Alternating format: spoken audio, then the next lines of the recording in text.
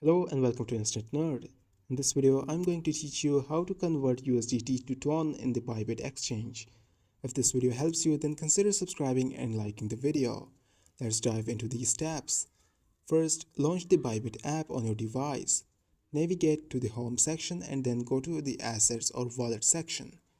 In the Wallet section, find and click on the Convert button. A new window will pop up showing the default conversion option, which is typically Bitcoin BTC to another cryptocurrency. Click on the cryptocurrency list where BTC is displayed by default.